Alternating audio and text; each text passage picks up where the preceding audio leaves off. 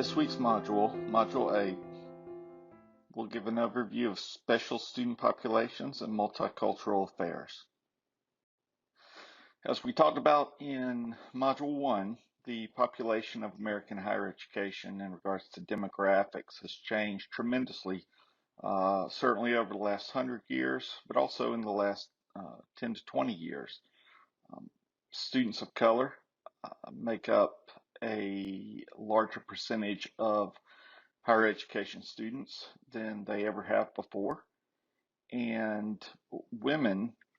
have eclipsed men as the majority of higher education students. With the demographic of higher education changing,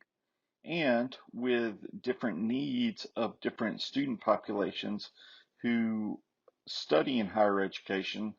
there has had to be an increased focus on how to support different students who have different needs. Various student groups have especially grown, and higher education, individual institutions, and the federal government are seeking ways to support those students in manners they have not been supported before. This includes veteran student populations. As we've discussed before, veteran students really saw a large boom in regards to their matriculation post-World War II with the GI Bill. That boom continued as the post 9/11 or post September 11, 2001 bill came into effect, which offered even more financial incentive for students to either do a 2 or a 4-year college degree. And with that influx of these students, veterans associations and veteran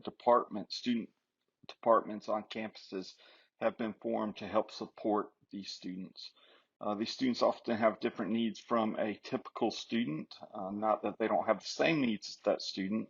but these are students who have experienced different forms of leadership, different opportunities for leadership, and in many contexts seem to truly flourish when they are able to have a specific focus on their good and understanding their experiences within the higher education institution. Also, students with documented disabilities have been focused upon, certainly over the last 20 to 30 years, and even before that. But many schools, or most schools, who receive Title IV funds or federal aid funds are required to have 504 officers and have specific policies in place where students who have documented needs in regard to their health, in regards to their mental well-being, or in regard to any special need they have, can find support and can find services that support their specific need. This can include within the classroom, such as time and a half for tests, or students being able to have books that are voice only. It can also include residence hall assignments if students have certain dietary needs, or bottom floor housing assignments for students who are not able to take stairs or use the elevator. Underrepresented students, as I've said, students of color have grown dramatically in regard to the percentage of higher education that consists of them as students, and underrepresented students have had greater focus put upon them in the last 10 to 20 years.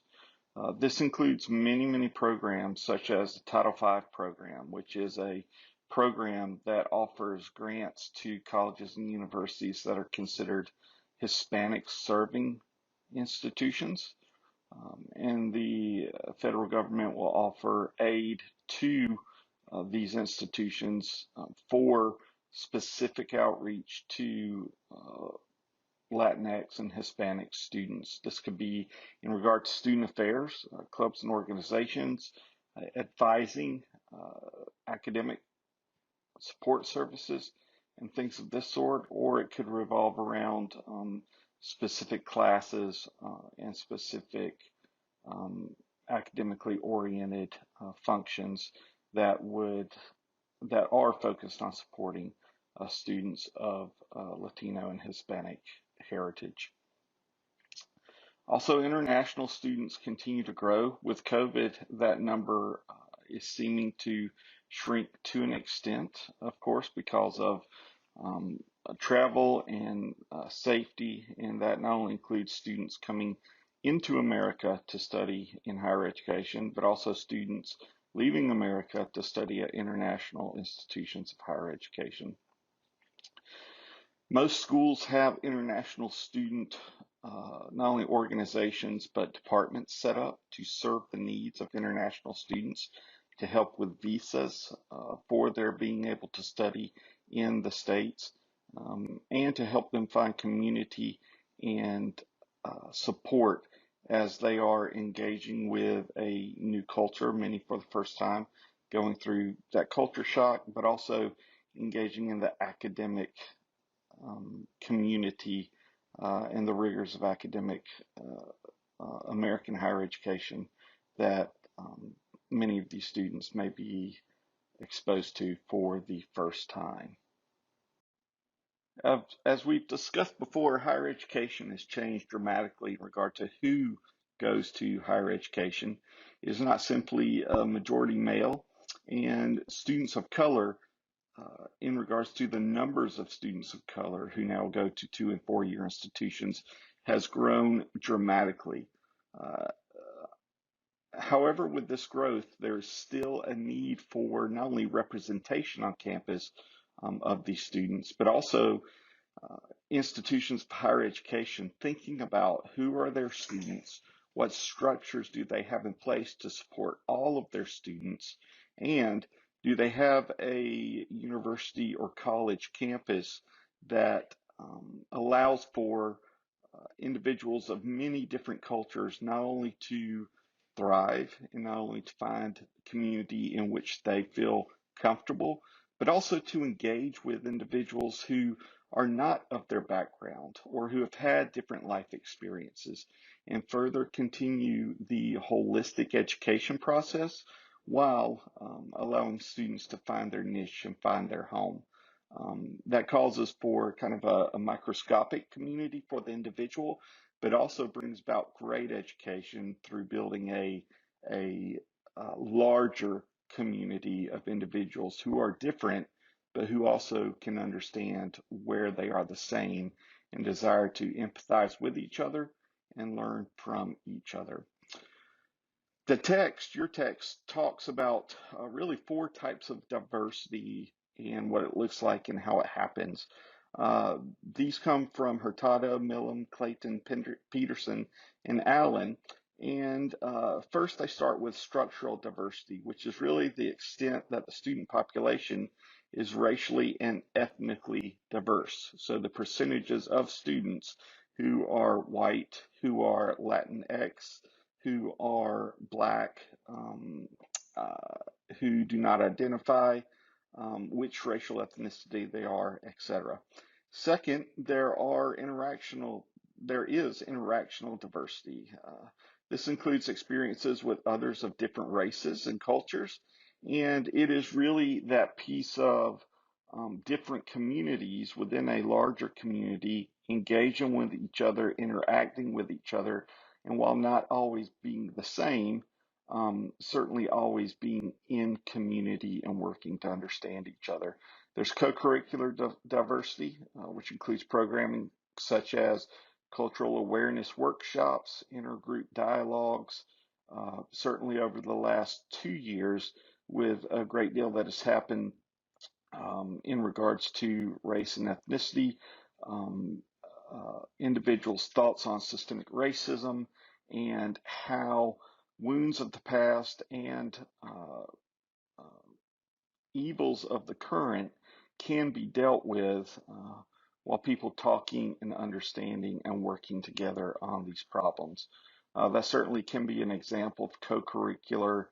diversity and is an important aspect of the collegiate experience in education for students, and is done differently at different institutions in depending upon the institution and their mission. However, every institution should absolutely have uh, diverse co-curricular opportunities for students to understand who students are, how they are different from each other, how they can support one another, and how they can appreciate each other's backgrounds and experiences. And then finally, there's curricular diversity, and that includes academic programs, courses, and courses focusing on diversity, which can be overt, such as courses focusing on African American history in America, but also that includes aspects